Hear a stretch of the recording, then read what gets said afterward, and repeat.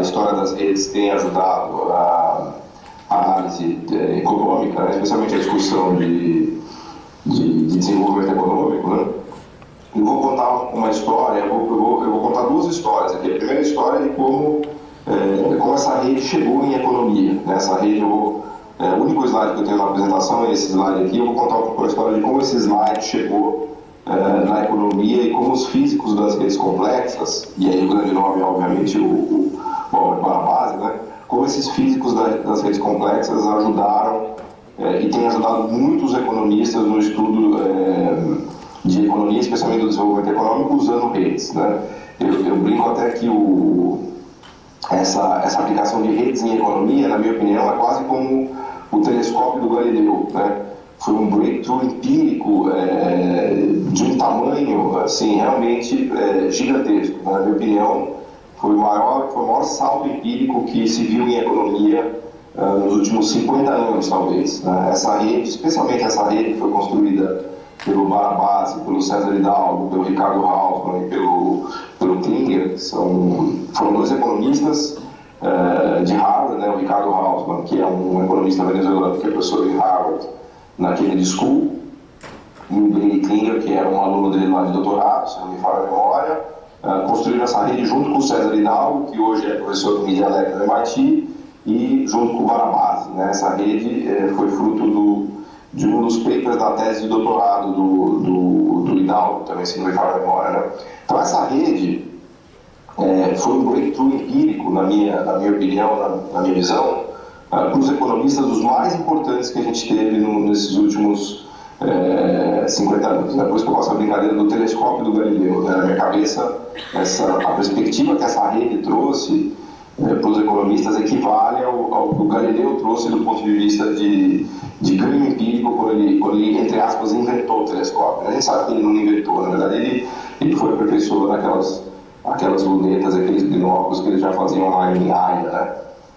Mas o fato é que o jeito que ele usou, e quando ele escreveu o Silérios Múncios, né, aquele livrinho dele, O Mensageiro das Estrelas, ele revolucionou a ciência com o breakthrough empírico que foi o telescópio, né? Então, na minha cabeça, essa rede do Barabás, do Hidalgo, do Hausmann e do Klinger tem essa potência, né, vamos dizer assim, de salto empírico, né? Né? Essa rede foi... eu vou falar 5 minutinhos sobre a história dessa rede, né? E depois de como é que a gente lê, né? Como é que isso ajuda a entender o desenvolvimento econômico, né?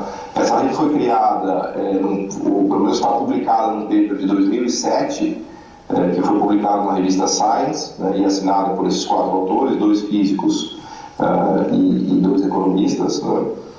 Curioso até porque não foi publicado num jornal de economia, né? Foi publicado num jornal de ciência, que é a revista Science, né? E depois, mais adiante, resultou num livro muito interessante que se chama Atlas da Complexidade, em que os autores, especialmente aí, só o Ricardo Hausmann e o César Hidalgo, associado a outros coautores, exploram e expandem as ideias dessa rede e criam um atlas, né, para entender a trajetória de desenvolvimento econômico de mais de 100 economias nos últimos 50 anos. Né? Então, o Atlas da Complexidade Econômica, que é um grande catálogo, vamos dizer assim, da evolução do desenvolvimento econômico de mais de 100 países desses 50 anos, nada mais é do que uma visão ampliada, uma extensão de análise feita a partir dessa rede que foi criada por esses 4 autores, tá? Então essa rede foi publicada em 2007 na Science, depois ela foi estendida e se transformou nesse Atlas, e desde então existe realmente um manancial de papers, né, de trabalhos a partir dessa rede, né, entre economistas e econofísicos, né? Existe uma literatura gigantesca que está sendo construída a partir dessa rede para análise de vários países, de desenvolvimento econômico, de trajetórias econômicas de países na Ásia, na África, na América Latina, enfim, na Europa, nos Estados Unidos e assim por diante, né? Não que, obviamente, a gente sabe que esses estudos de complexidade em economia começaram bem antes, né? Eles começaram com o Instituto Santa Fé lá no final dos anos 80, especialmente com um grande nome ligado a isso foi o Brian Arthur, né? Que foi um dos pais do Instituto Santa Fé. Mas é curioso, porque essa trajetória da complexidade do Instituto Santa Fé seguiu por outro caminho, né? Ele seguiu por um caminho mais tentando ir do micro para o macro, né? essa abordagem do Barabás e do Hidalgo e do Hausmann veio mais do macro para o micro, né? Essa rede que eles fizeram de 2007 tem muito mais uma perspectiva de olhar o todo, né? De olhar o todo do comércio internacional, e obviamente aqui a gente está falando de uma rede de países e produtos, e portanto uma rede que estuda o comércio internacional, né? E a partir desse todo do comércio internacional no macro, eles foram mergulhando no micro. Tá? Esse não foi o primeiro estudo de redes aplicado à economia, né? Tem estudos anteriores, um que eu gosto muito é o de 2003, de uma física de Barcelona, que é a Ángeles, que é o primeiro trabalho que fez uma análise da topologia da rede de comércio mundial. É um paper de 2003, que é um pouco precursor desse paper do Barabás e do Hausmann e do Hidalgo, que é um paper de 2007. Né? Mas o fato é que essa física das redes foi entrando em economia, né? Começou a entrar por esses papers aí no início dos 2000, com destaque para esse da Ángeles Serrano, se eu não me falha a memória, culminou nesse paper do Barabás e do Hidalgo, e resultou hoje numa literatura gigantesca que estuda economia, desenvolvimento econômico e comércio internacional a partir dessa ótica das redes. Né? Então eu diria que pegou em cheio. Né? Foi um breakthrough que pegou em cheio. Se a gente olhar as citações no Google Scholar do Barabás e do Hidalgo em relação a esse paper, é um negócio assim, mind-blowing. Né? Esse paper é absurdamente citado, né? E os filhos dessa literatura são muitos, né? Muitos. É uma literatura que tem um crescimento explosivo, né? Até me faz lembrar aqui um pouco daquela discussão de filosofia da ciência, né? Do Kuhn, do Lakatos, do Popper, né? Os termos do Lakatos, eu diria que esse programa de pesquisa aí é amplamente progressivo, né? E não degenerativo, né? E hoje os economistas conhecem isso daí como econofísica, né? Eu acho que os trabalhos do Instituto Santa Fé ajudaram a consolidar essa ideia da análise de complexidade em economia, mas a perspectiva das redes e essa perspectiva trazida pelo Barabás e pelo Hidalgo, vamos dizer assim, consolida essa ideia de usar a física das redes para estudar a economia no que ficou conhecido como econofísica. Né? Eu, como economista, comecei a trabalhar com isso há uns 2 anos, talvez 3 anos atrás, né? E fiquei fascinado pelo que já foi produzido e pelo que já existe, né? Eu até descobri que tem livros textos disso, né? A gente sabe que quando chega no livro texto é que realmente aquelas contribuições já estão bem consolidadas, né? Eu já descobri recentemente que tem vários livros textos de econofísica, né? Usando essa análise de complexidade e análise das redes, né? Então, essa é uma breve história, uma pequena história de como essa rede chegou para os economistas, né? Por esse circuito aí, que eu diria que foi um circuito principalmente do Barabás, aplicando essa perspectiva, o Barabás aplicando essa perspectiva junto com os pesquisadores dele, com os colaboradores dele para a análise de comércio internacional e de economia. Por que o comércio internacional? E agora já mergulhando um pouco no que está aqui, né? O comércio internacional ele tem uma vantagem muito grande para se estudar, né? A vantagem dele é que as bases de dados são gigantescas, e aqui é a questão do Big Data, né? Talvez a melhor base que os economistas tenham para estudar hoje seja a base de comércio internacional. A gente tem registrado, também conhecido como a base do Comtrade, a gente tem registrado desde o início dos 60 todas as transações comerciais que foram feitas de todos os produtos para todos os países do mundo. É claro que mais recentemente essa base ficou mais robusta, mas o fato é que a gente consegue puxar desde o início dos 60 que produto foi exportado por qual país para qual país, né? Que é exatamente o que está desenhado nessa rede, né? Aqui é vamos dizer assim, o core da rede que eles construíram lá no paper de 2007, mas é muito simples de entender, né? Se vocês olharem ali, a gente tem 3 países e 5 produtos, né? Holanda, Argentina e Gana, um exemplo hipotético, e aparelho de raio-x, medicamento, queijo, cera de sapato e peixe, né? Só que é o típico exemplo de uma rede de comércio internacional, né? A gente consegue ver quem produz e exporta cada um desses produtos, né? Então, no caso aqui, a Holanda produz e exporta aparelho de raio-x, medicamento, peixe, cera de sapato e queijo. A Argentina exporta queijos, cera de sapato e peixe, e Gana exporta só peixe, né? Isso é um visual do que é a nossa rede de comércio, do que é a nossa base de comércio internacional, né? Essa base de comércio internacional que existe desde os anos 60 registra exatamente isso, né? Que país exportou o que para quem, né? Eu tenho feito alguns trabalhos mais recentemente usando essa rede, né? E só para dar um exemplo do poder e do tamanho dessa rede, né? Da perspectiva de Big Data, a gente construiu uma rede só para o ano de 2013 com 800 produtos e 120 países, tá? Então, com 800 produtos e 120 países, a gente gerou uma rede com mais ou menos 2 milhões de conexões, 2 milhões de links, né? É uma rede bastante interessante. Isso para, se a gente usar a rubrica de comércio STC, que tem 800 produtos. Se a gente usar o sistema HS, que chega a bater 8 mil produtos, a gente tem uma rede com 20 milhões de ligações apenas para um ano, que o ano específico que a gente trabalhou foi o ano de 2013, né?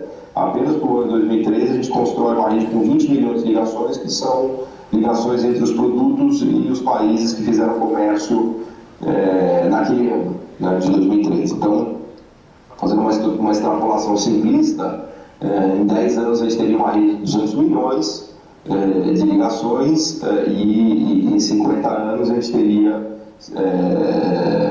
5 vezes isso daí, né? Só para dar uma dimensão do volume, né, de dados que a gente tem. E os economistas sempre tiveram esses dados, né? Essa base com trade, ela está aí desde que economista estuda comércio internacional, né? Eu mesmo mexi muito com essa base com trade em 2004, 2005, 2006. Era uma base antiga já, antiga no sentido de que os economistas têm usado muito essa base para estudar, têm feito muitos trabalhos, né? Agora, o pulo do gato foi usar redes para estudar essa base. Esse foi o grande pulo do gato do Barabás, do Hidalgo e do Haltman e do Klinger, né? Porque eles pegaram essa rede de trade e falaram, bom, vamos usar uma perspectiva de redes aqui, vamos usar esse óculos das redes, né, das redes para tentar entender melhor essa base. E daí eles construíram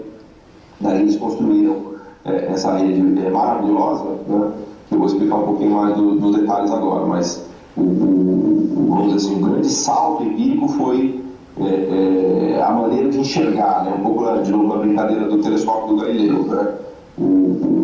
As estrelas estavam sempre lá, né? O cosmos estava sempre lá para você observar. O grande salto do Galileu foi como enxergar aquilo, né? E assim como essa base de dados de comércio sempre esteve presente, né? Aí há mais de, sei lá, 30, 40 anos que os economistas registram e estudam isso, mas como olhar e como entender esses dados foi o grande salto trazido pelas redes, né? Bom, então vamos falar um pouco dessa rede especificamente, né? Como é que a gente lê essa rede, né? A informação mais importante que essa rede traz para a gente é a capacidade produtiva que a gente encontra em cada país, né? Então, nesse exemplo simplificado, o que a gente enxerga é que existe um país ali chamado Holanda que é capaz de fazer 5 produtos, que são o aparelho de raio-x, o medicamento, o queijo, a cera de sapato e o peixe, né? E esse país é um país rico, né? Enquanto que tem um país ali que é bem pobre, que é Gana, que é capaz de fazer um único produto, exportar um único produto, que é o peixe, tá? Existe um país de renda intermediária, que é a Argentina, que é capaz de fazer 3 produtos, tá? Que são o queijo, a cera de sapato e o queijo, né? O que a análise dessa rede gigantesca nos mostra, aqui é um exemplo simplista, né? É que esse padrão se mantém para 120 países nos 50 anos e para 8 mil produtos, tá? Vale dizer, o que a rede nos mostra, não dá tempo de entrar muito aqui nos detalhes técnicos, mas eu quero passar principalmente a mensagem. O que essa rede nos mostra é que os países ricos, de renda per capita acima de 20 mil dólares, são aqueles capazes de produzir e exportar muitas coisas, são aqueles que se conectam com muitos produtos, né? Na verdade, isso aqui é uma rede bipartite, né, que tem produto e país, né? Então, o que a conclusão principal dessa rede é que os países que se conectam com muitos produtos, no sentido de que são capazes de produzir e exportar muitos produtos, são ricos, né? Todos os países que têm renda per capita acima de 20 mil dólares, que é, vamos dizer assim, um threshold que os economistas usam para definir se o país é rico ou pobre, né? Todos os países que têm uma renda per capita acima de 20 mil dólares têm um perfil de produção e exportação parecido com o da Holanda, que a gente vê nesse exemplinho aí, tá? Tem uma pauta de exportação muito diversificada e fazem produtos que a gente chama no jargão aí da rede do Barabás e do Hidalgo de produtos não ubíquos. Já vou explicar melhor isso em sequência. Os países pobres, muito pobres, que têm renda per capita de 5 mil dólares ou menos ou abaixo, e aqui um exemplo claro é Gana, são países que se conectam a pouquíssimos produtos, né? Não conseguem produzir e exportar praticamente nada. Né? E aí o destaque fica principalmente para os países africanos, com os países da Ásia, especialmente da Ásia, não do leste asiático, né? Da Ásia Central e do Oeste, e América Latina. Né? A América Latina é mais um caso de renda intermediária. Né? Já vou falar um pouquinho da América Latina, mas os países mais pobres do mundo têm poucas conexões. Né? Eles estão representados aqui nesse exemplo sintético por Gana. Né? Eles simplesmente produzem e exportam poucos produtos e produtos simples ou simplistas, né? Como é o peixe. Né? O peixe é um produto que praticamente todos os países do mundo são capazes de, entre aspas, produzir peixe. Né? Basta você ter uma vara de pesca e ter algum lago, um mar para pescar o peixe. É muito fácil fazer. Né? E os países de renda intermediária, aí é o caso do Brasil, que interessa muito para a gente, né? Obviamente é o caso que mais interessa para a gente, né? São países que têm algumas conexões produtivas, né?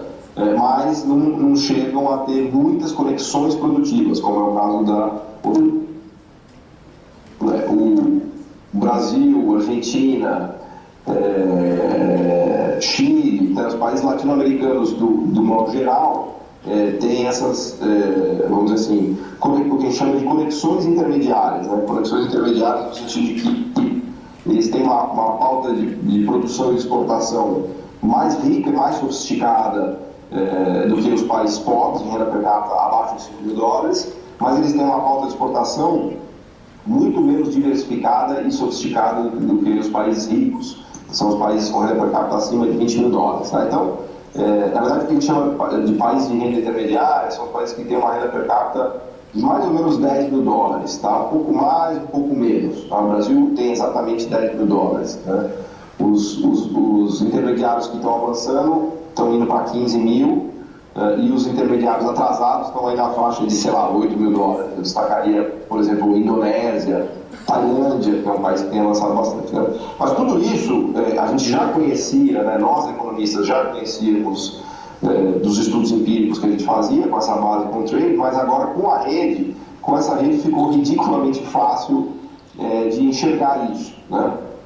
A rede que o Barabás, o Hidalgo, o Klinger e o Halper fizeram, vamos dizer assim, é capaz de traduzir tudo isso que eu estou falando de uma maneira super simplificada, né? Depois que você teve um insight, tudo fica fácil, né? A partir do que eles chamam de duas dimensões da rede, que é a dimensão da diversidade e da ubiquidade dos produtos. Né? Então, usando apenas duas dimensões, que são diversidade e ubiquidade, eles conseguem classificar o que é um sistema produtivo sofisticado e rico e um sistema produtivo não sofisticado e pobre. Né? Então, nesse exemplo nosso aqui, Holanda tem um sistema produtivo sofisticado, por quê? Porque tem muita diversidade, e aí são essas duas dimensões que eu queria destacar, né? É um país que tem a maior diversidade aqui no nosso pequeno exemplo, porque produz e exporta 5 produtos, né? E tem uma dimensão de produzir coisas não ubíquas, né? Coisas que poucas pessoas conseguem produzir, que poucos países conseguem produzir. Aqui no nosso exemplo, o destaque fica com medicamentos e aparelhos de raio-x, que só a Holanda pode fazer. Né? Então a Holanda tem diversidade e não ubiquidade. No outro extremo do exemplo vem o país Gana. Né? Gana não tem diversidade, só produz e exporta peixe, e produz e exporta um produto que é ubíquo, que todo mundo consegue fazer e produzir. Então, o sistema produtivo de Gana ele é não diversificado e ubíquo. Tá? Que nesse sistema que eles criaram significa dizer que é um sistema produtivo de baixa sofisticação ou de baixa complexidade, e é complexidade entendida no sentido de vamos dizer assim, de capacidades necessárias para se fazer aquele produto. Tá? E o país intermediário aqui no nosso exemplo é a Argentina. A Argentina tem uma pauta de produção e de exportação relativamente diversificada, porque ela produz e exporta 3 produtos, né? E desses 3 produtos tem um que é menos ubíquo, que é a cera de sapato e o queijo. Né? Então a pauta de exportação da Argentina é mais ou menos ubíqua. A pauta de exportação da Holanda é não ubíqua. E a pauta de exportação de Gana é ubíqua. E a pauta de exportação da Holanda é extremamente diversificada da Argentina é relativamente diversificado e de Gana não diversificado. Tá?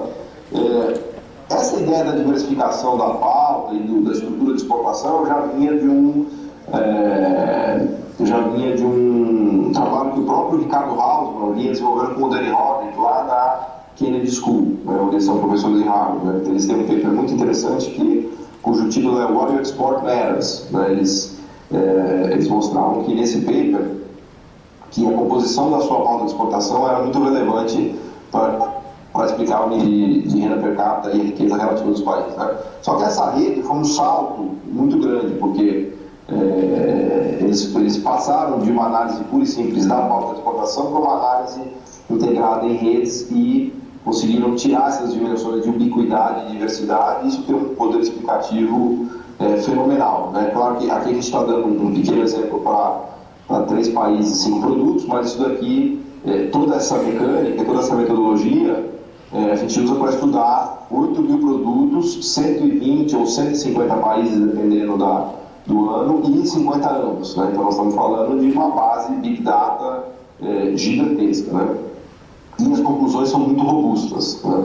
São muito robustas no sentido de mostrar que as pautas, os países que têm pautas sofisticadas e, portanto, com diversidade e não ubiquidade, são ricos, têm renda per capita acima de $20, e os países que têm pautas produtivas e de exportação com baixa diversidade e muita ubiquidade são pobres, com renda per capita abaixo de $5.000, e os países intermediários, que é o caso brasileiro, com pautas, vamos dizer assim, intermediárias, né, de sofisticação, renda per capita na casa de $10.000, tem uma estrutura produtiva com diversificação relativa e ubiquidade relativa. Tá? Então essa é a primeira mensagem da rede, vamos dizer assim, do visual da rede que está aqui à esquerda. Né? Além disso, eles deram um outro salto, eu já até vou meio que caminhar aqui para concluir, que eu não quero falar demais para a gente ter tempo de discutir e de responder questões. Né? Além disso, eles tiraram uma outra informação muito interessante dessa rede, né, de produtos e países, que é a informação de capacidades produtivas. Né? E aí eu vou explicar um pouquinho o que está nessa outra visão, nessa outra perspectiva da rede do lado aqui, que na verdade é a mesma rede, mas o que eles fazem aqui é uma análise de proximidade, né? Muito interessante. A partir da análise de proximidade entre esses produtos, né, usando o ferramental de redes, eles vão tentar entender se as capacidades produtivas de determinados produtos são próximas ou distantes. Né? Como é que eles fazem isso? Então, voltando aqui num exemplo bem simplificado, tá? Vamos pegar o caso de queijo. Né? Queijo, no nosso exemplo, é um produto que, vamos dizer assim, se o universo total da nossa rede fosse composta por esses 3 países, 5 produtos, queijo é um produto que é feito por 2 países, né? Aqui no exemplo, né? Holanda e Argentina. Né? Então, esse queijo aqui é feito por 2 países, e o aparelho de raio-x é feito por um país só. Né? Então, há uma tentativa aqui de você calcular quão distante ou quão próximo o aparelho de raio-x está do queijo a partir dessa rede. Aí eles fazem essa conta, a parte técnica disso é um pouquinho mais complicada, mas basicamente eles vão calcular uma probabilidade de coexportação. Né? Eles calculam qual é a probabilidade de coexportação de 2 países, por exemplo, exportarem queijo e aparelho de raio-x, ou de 2 países exportarem queijo e medicamentos, ou de 2 países exportarem medicamento e aparelho de raio-x. Por exemplo, aqui a probabilidade de coexportação de medicamento e aparelho de raio-x é 1, né? Porque eles têm só um país e esse país exporta os 2 produtos. Né? Então, como essa probabilidade de coexportação é 1, a conclusão disso é que provavelmente a capacidade para se fazer medicamento é próxima da capacidade necessária para se fazer aparelho de raio-x. Tá? A probabilidade de coexportação de queijo e aparelho de raio-x é meio. Por quê?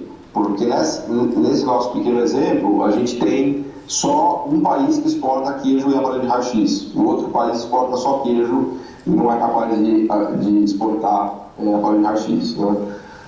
Outro exemplo, peixe, a probabilidade, peixe e medicamentos, se vocês olharem ali, a probabilidade de exportação de peixe e medicamentos é de 1/3. Por quê? Porque desses 3 países, um país só exporta peixe e medicamentos, que é a Holanda. Os outros 2 países exportam peixe, mas não exportam medicamentos. Então, o que essas probabilidades de exportação nos dizem, no fundo, elas nos dão vamos dizer assim, uma aproximação, uma ideia de quão próximo, quão distante essas capacidades produtivas estão, né? Vale dizer, se a probabilidade de exportação de medicamento e aparelho de raio-x é 1, isso é uma indicação de que a maioria dos países que fazem medicamentos também faz aparelho de raio-x. Se a maioria dos países que fazem medicamentos também fazem raio-x, isso nos dá uma pista de que a habilidade técnica que você tem para fazer medicamento é próxima da habilidade técnica que você tem para fazer raio-x, né? Vou dar um outro exemplo mais simples ainda. Pensa em uvas e vinhos. A probabilidade de exportação de uvas e vinhos é muito alta, né? Não aparece aqui, mas tem cálculos disso lá nos papers deles, né? Por que a probabilidade de exportação de uva e vinho é muito alta? Porque a maioria dos países que produz uva também faz vinho, tá? Então, isso é uma indicação muito forte de que saber fazer uva te ajuda a saber fazer vinho, né? Claro que agora estou indo num exemplo mais simplista possível, né? Mas pensa, por exemplo, na questão de motores, que é um outro exemplo interessante, né? A probabilidade de exportação de motor de barco, de motor de avião, de motor de carro, também é elevada, né? Quando a gente olha os diversos países que produzem e exportam motores de barco, também produzem e exportam motores de avião, também produzem e exportam motores de carros, tá? Penso aqui em Alemanha, em Suécia, em Suíça, em Japão, em República Tcheca, França e assim por diante, né? Então, ao calcular essa probabilidade de exportação, por exemplo, entre esses 3 motores, essa rede nos dá a informação de que fazer um motor do tipo A te ajuda a fazer um motor do tipo B e te ajuda a fazer um motor do tipo C, ou seja, o seu tecido produtivo é rico nessas capacidades que vão te ajudar a fazer todos esses produtos, né, que são, vamos dizer assim, produtos primos, né, produtos irmãos, né, que eles usam no paper de 2007, eles usam essa ideia de conectividade dos produtos, né, os produtos que estão conectados, e aí a conectividade é medida por essa probabilidade de exportação alta, né? Esses produtos que estão conectados, que têm muita conectividade, ou que estão muito conectados, eles são produtos ricos em capacidades produtivas, né? Eles são hubs de conhecimento, né? Eu gosto de chamar esses produtos de hubs de conhecimento, né? No sentido de que se um país domina a produção de motor, por exemplo, né? Se um tecido produtivo domina a produção de motor, o produto motor é um hub de conhecimento. Por quê? Porque quem faz motor sabe fazer um monte de coisa, tá? Diferentemente, por exemplo, de soja e de minério de ferro, né? Quem faz minério de ferro, o produto minério de ferro, ele tem baixíssima conectividade. O minério de ferro não coexporta com nada. Assim como a soja também não coexporta com nada. Então, são produtos que não têm, vamos dizer assim, conectividade no sentido de habilidades conexas, né? São produtos de baixa conectividade, né? Então, o que a gente vê num país rico, agora voltando na primeira rede? O país rico, que tem mais de 20 mil dólares, em geral ele tem uma pauta de exportação muito diversificada, com produtos não ubíquos, e esses produtos são produtos de alta conectividade, tá? No sentido de que a probabilidade de exportação desses produtos de países ricos, a probabilidade de exportação é muito alta com muitos outros produtos também de alta conectividade, né? Então, um país rico, né, como uma Alemanha, como uma Suíça ou como um Japão, se caracteriza por produzir e exportar produtos como avião, carro, motor de combustão, química fina, mecânica de precisão, que são justamente esses produtos, vamos dizer assim, que têm muita conexão no sentido de probabilidade de exportação e que são complexos, né, no sentido de que são não ubíquos, poucas pessoas conseguem fazer, poucos países conseguem fazer, e quem faz tem uma pauta de exportação muito diversificada. Então, ou seja, assim, estou explicando de maneira muito rápida, né, o que está em toda essa literatura. Né? Na verdade, a literatura é muito rica, e aí nós estamos falando de vários papers, depois eu posso mandar as referências de todos esses trabalhos, mas eu estou querendo fazer uma breve explicação aqui só para tentar passar para vocês a dimensão disso daqui, né? A dimensão que isso trouxe para os economistas, né? Porque agora a gente tem, vamos dizer assim, uma verdadeira explosão de papers e de pesquisas nesse novo paradigma, entre aspas, né? No sentido cuniano do termo, se vocês quiserem, né? Uma explosão de papers e de pesquisas usando essa ótica, ou essa lente, ou esse óculos, né, das redes. Né? Então eu estava explorando um pouquinho essa rede que eles construíram e tentando mostrar para vocês as dimensões, né, e as conclusões que a gente consegue tirar enfim, da utilização dessa perspectiva. Né? Claro, os economistas já estudam isso desde que economista é economista. Né? Se a gente olhar, por exemplo, o Antônio Serra, que é um grande economista italiano dos 1600, né, que escreveu um breve tratado sobre a importância das manufaturas no desenvolvimento econômico das nações. Né? Em 1600, o Antônio Serra comparava Veneza com Nápoles. Né? Vejam como essa discussão é antiga entre economistas. Né? E o que dizia o Antônio Serra em 1600? Falava, bom, Veneza é rica porque Veneza é uma potência manufatureira. Veneza produz, no jardim do Barabás e do Hidalgo, produtos altamente complexos, sofisticados e conectados. Né? E Nápoles é pobre porque é basicamente uma região agrícola e de mineração. Então, na verdade, a riqueza de Nápoles é a pobreza de Nápoles. Né? Nápoles nunca foi uma região rica na Itália porque ela nunca se industrializou de fato e nunca teve produtos complexos e sofisticados que são basicamente as manufaturas. Né? Enquanto que o oposto é verdadeiro proveniente. Enfim, mas a gente poderia seguir discutindo isso, mas acho que eu já vou parar por aqui, porque daí a gente pode abrir para fazer questões e debater. Eu queria mais dar um sabor para vocês da potência dessa rede. Né? Tá bom? Então, eu vou parar por aqui a história agora discutir. Obrigado. Obrigado a você, Paulo. Estamos abertos para perguntas. Obrigado.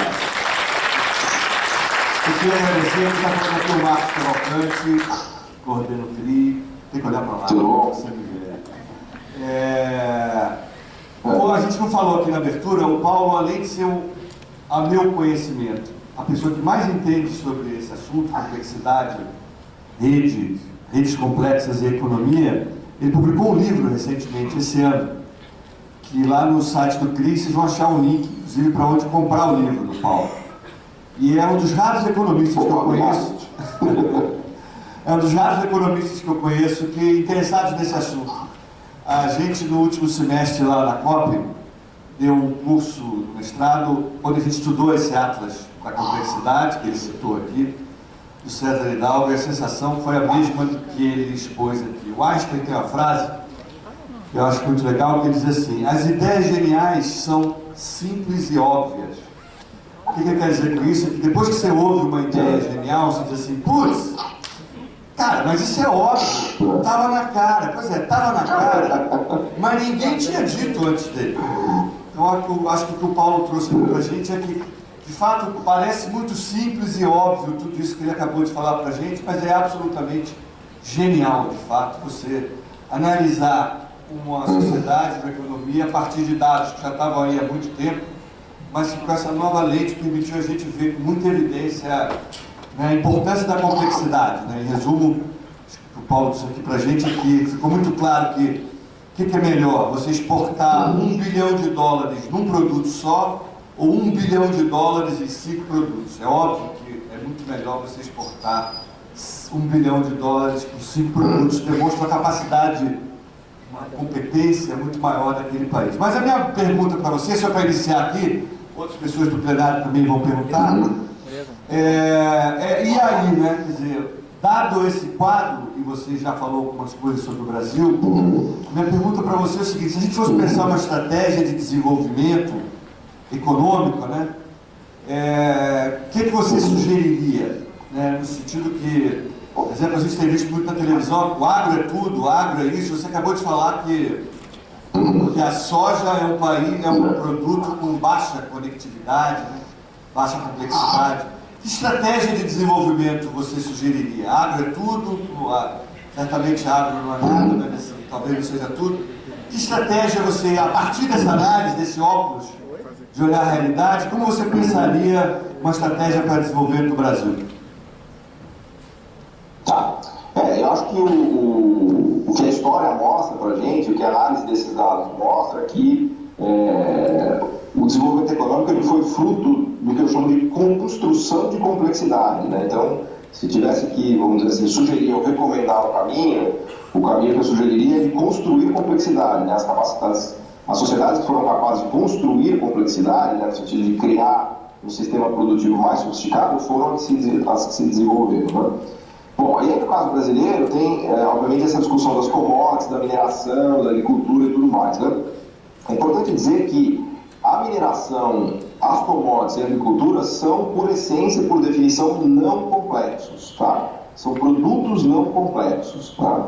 Isso, de novo, é um resultado empírico da base de dados e do Atlas, né? Não é um juízo de valor, né? Esse é um resultado empírico. O que a gente poderia fazer e que a gente deve fazer, e essa é a minha impressão, é, a partir desses produtos não complexos, criar bases para desenvolver produtos complexos. Vou dar um exemplo específico. Quando a gente pensa na agricultura, e aí sempre me vem em mente a agricultura americana, a agricultura canadense, a agricultura da Espanha, da França, da Alemanha, né? O que esses países fizeram? Eles usaram a base agrícola para criar uma agroindústria, uma indústria de equipamentos, de máquinas, de tratores, de colhedeiras, plantadeiras, de insumos químicos, agora está mais recentemente de drones, enfim, toda uma indústria derivada, né, que ajuda, obviamente, a parte agro, mas que passa a se constituir uma indústria por si só, né? Então, isso também se aplica para a mineração, para o petróleo, e tem, obviamente, a discussão do pré-sal aqui, que é uma discussão delicada e complicada aqui no Brasil, mas que tem que ser feita, né? Então, a partir dessas vantagens comparativas naturais nossas, entre aspas, né, eu destacaria a importância de a gente construir capacidade em cima dela, construir complexidade em cima dela, né? Ou seja, desenvolver uma agroindústria no sentido da nossa capacidade de desenvolver máquinas e maquinário. A gente tem alguns exemplos aqui, por exemplo, a Jato é uma empresa disso, que são tratores que a gente desenvolve no Brasil para fazer a parte de irrigação e de controle de pestes da agricultura, né?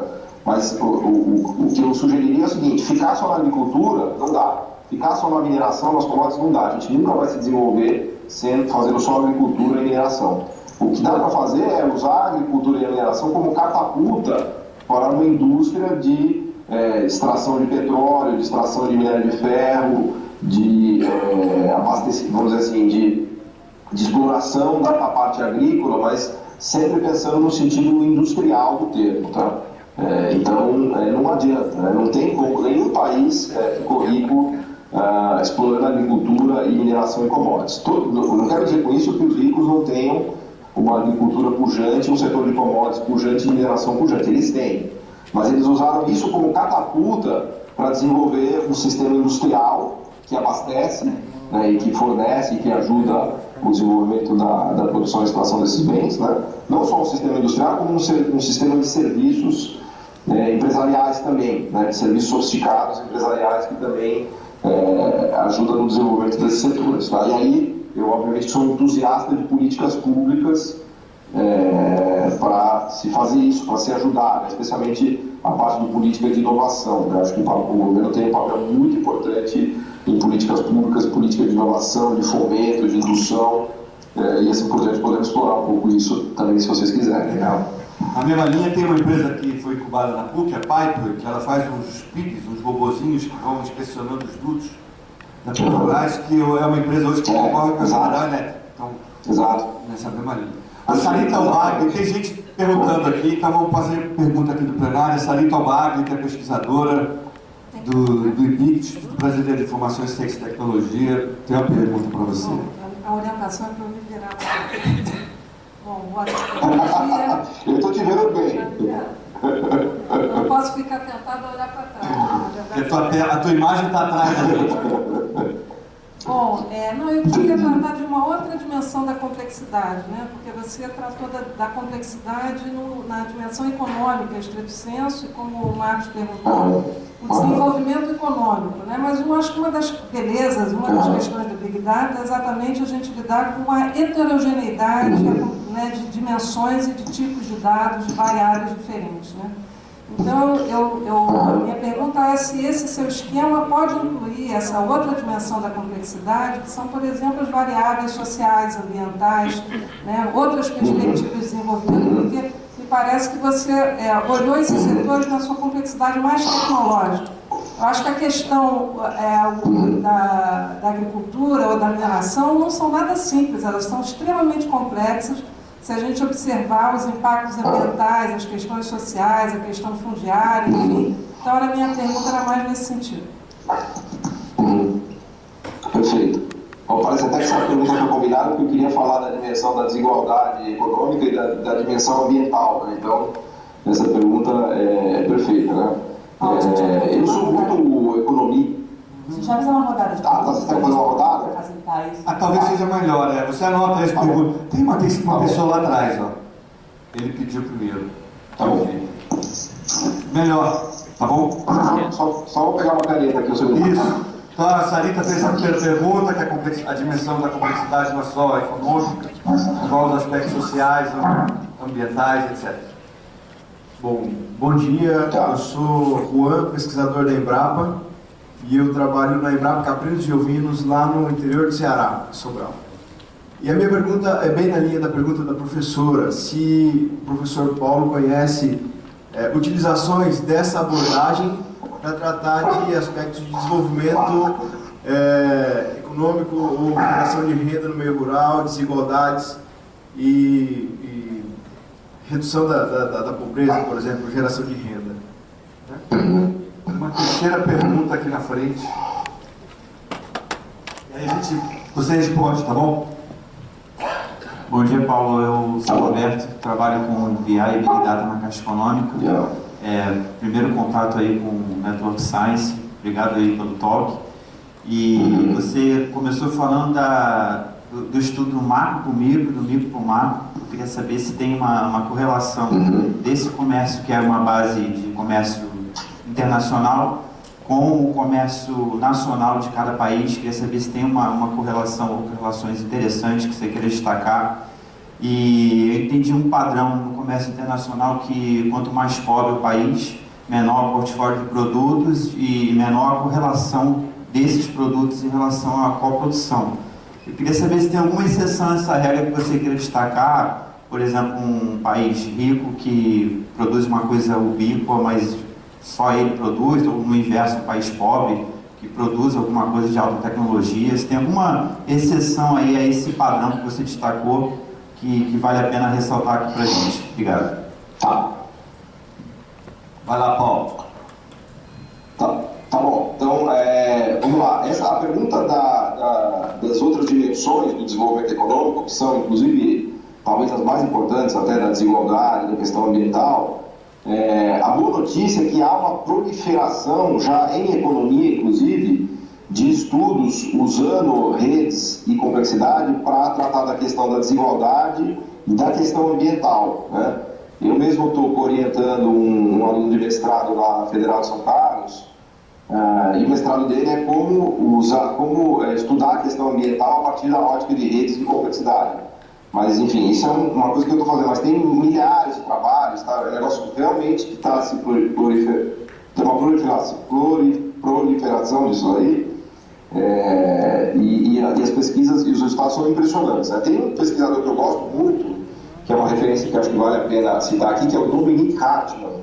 O Dominique Hartmann é um economista alemão que está vindo para o Brasil, inclusive morar no Brasil e dar aulas aqui no Brasil. E ele esteve trabalhando com o César Hidalgo durante 2 anos lá no MIT Media Lab, e a agenda de pesquisa dele é exatamente redes, complexidade, meio ambiente e desigualdade, tá? Depois eu posso mandar a referência para vocês, mas ele tem um trabalho maravilhoso que foi publicado recentemente num jornal de economia, na revista World Development, que é um jornal bastante conceituado, e eles mostram lá, usando essas redes, exatamente essa rede do Parabase House-Mendal, que eu expliquei para vocês, eles mostram que a estrutura de desigualdade de renda dos países do mundo, da maioria dos países do mundo, está completamente correlacionada com a estrutura produtiva, ou seja, os países que estão apenas focados em produzir mineração e agricultura são os mais desiguais do mundo, enquanto que os países que estão focados, especializados em produzir manufaturas, máquinas, equipamentos, produtos sofisticados e complexos são os países menos desiguais do mundo, ou seja, ele combina essa dimensão da desigualdade com a dimensão da estrutura produtiva, e o resultado assim, é mind-blowing, como se diria em inglês, né? Os resultados que eles chegam realmente são impressionantes, né? Eles mostram que a estrutura produtiva enxergada pela ótica das redes te permite entender que a desigualdade depende disso, né? Vale dizer, o Brasil é desigual na perspectiva deles, por quê? Porque tem uma estrutura produtiva desigual, porque a estrutura produtiva brasileira já traz no seu bojo essa desigualdade, tá? E de novo isso é uma análise, vamos dizer assim, totalmente empírica, big data, né? Agora eu até mesmo estou trabalhando num paper com o Dominic Hartmann para tentar explorar os canais teóricos, né? Por que as economias mais sofisticadas são menos desiguais? E por que as economias menos sofisticadas são mais desiguais, né? Então, a gente está tentando explicar por quê, né? Aliás, essa é a beleza da coisa empírica, né? O resultado empírico está aí, agora a gente tem que tentar explicar o porquê, mas essa é uma dimensão muito interessante. E a dimensão ambiental também, né? O próprio Dominic Hartmann tem alguns trabalhos já nessa linha mostrando como a degradação ambiental também está muito associada a estruturas produtivas não sofisticadas e não complexas. E o canal é mais ou menos meio óbvio, porque o canal é o que a gente chama do canal da depressão dos recursos naturais, né? Até os economistas viram entender isso, né? Querer fazer piada com meus colegas, né? Porque quando você depleta recursos naturais, o economista chama isso de PIB, mas no fundo, quando você fica extraindo petróleo, extraindo minério de ferro, na verdade isso é uma depressão de recursos naturais, não está produzindo nada, né? E se isso aí for feito de maneira, vamos dizer assim, completamente inconsequente, né? Os desastres ambientais estão aí para mostrar, não precisa explicar, né?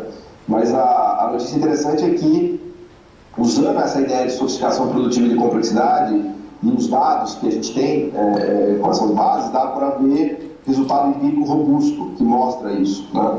Que os sistemas produtivos complexos e sofisticados são menos degradantes do ponto de vista ambiental do que os sistemas produtivos focados em extrativismos, puramente agricultura desenfreada e extrativismos, tá? Então essas dimensões elas estão muito bem capturadas nesse trabalho. Esse é um trabalho mais recente, estamos falando de trabalho de 2015, 16, 17, de working papers, mas eu queria dizer que tem essa conexão, tá? Sim? Não, para ser... Infelizmente o tempo está acabando, aí se puder responder as outras duas e a gente encerrar. Encerra, tá bom, fechado. Então tem uma pergunta aqui importante da exceção, né? Existem exceções sim de sistemas que são não complexos, não sofisticados e ricos, né? O melhor exemplo disso é a Arábia Saudita, Emirados Árabes, Qatar, né? Eu brinco que são aquele sobretudo que nasceu sentado num poço de petróleo, né? Se você tem uma população pequena e uma base de recursos naturais gigantesca, o Qatar é um belo exemplo disso, tem $100 mil de renda per capita, com 5 milhões de pessoas sentadas num poço de petróleo. Então, aí nós temos um caso de um país que é o rico e não diversificado e é rico. Então, a exceção disso são os países que ganharam na loteria, né? Que eu brinco, países que ganharam na loteria. E a última pergunta, que era a questão do macro, do micro, do comércio mundial e dentro do país, o padrão que eu expliquei de comércio mundial também se observa dentro dos países, tá?